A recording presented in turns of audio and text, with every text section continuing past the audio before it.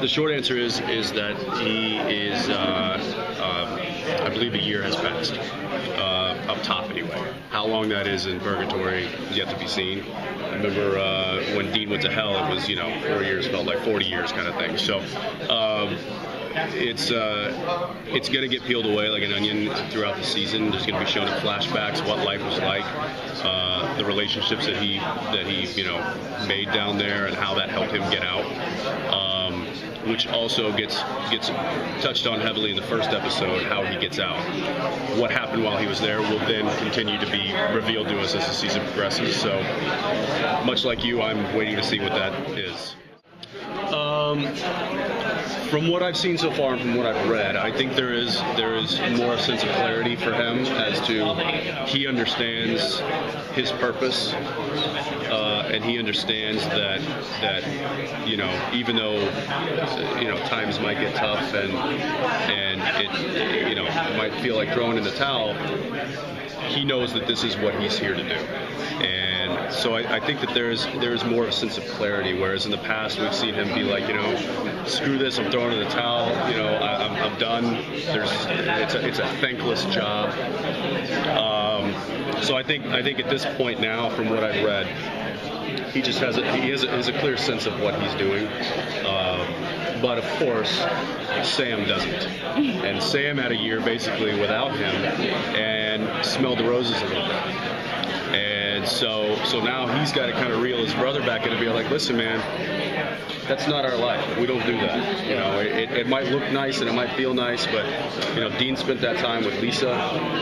No matter how much he tried to live a normal life, he knew that, it just was never gonna work out. So we're gonna see kind of a reversal. Possibly, yeah. I mean, we've seen that before. We've seen kind of those motivation reverses from season 1 to season 2, season 2 to season 3. So there is a bit of a reversal here, and whether or not how long that reversal lasts, yet to be seen. But yeah. Again, yet to be seen. Once we start seeing what life was like down there, and we will touch on that. We will explain. There will be an explanation as to where he went and what he did. He may have just gone to the bathroom real quick and was coming back, and who knows. But yeah, it wasn't an abandoned ship. He where he goes is will be revealed throughout these flashbacks and to what happens. In fact, it might be even something like he had to lay down himself in order to save me, kind of a thing. So if we get into something like that, then that's all going to be revealed later. That's a good question. At this point, I'm just trying not to mess up. This is my third one, and it's not gotten any easier, which is great because challenging yourself like this kind of really gets the brain working, and I really like that. I really kind of try to if I had to pick a school of thought of which I kind of come from, it would be more of the Kim Manners school of thought. Okay. I really listened to him a lot when he was directing, and I watched kind of how he did things and kind of his his mantras and stuff like that. So I was gonna ask, did you shadow him before you? I didn't shadow him, directing wise, but technically. But I was essentially shadowing him since day one anyway, because I'm his subject that he's shooting. So just the way that he his commanded a crew and his on-set work ethic and his homework. I mean, that was one of his things he told me. He was like, you're going to direct one of these days. I have no idea. I have no doubt. And I was like, at first I was like, what? No.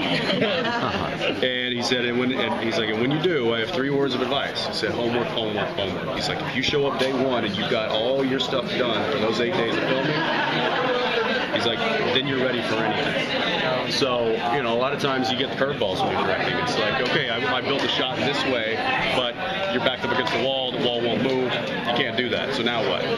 So as long as you have a base plan, you can build off of that, you can switch things up, and it's so I did that. I really stressed myself out during prep in order to have the answers come production time.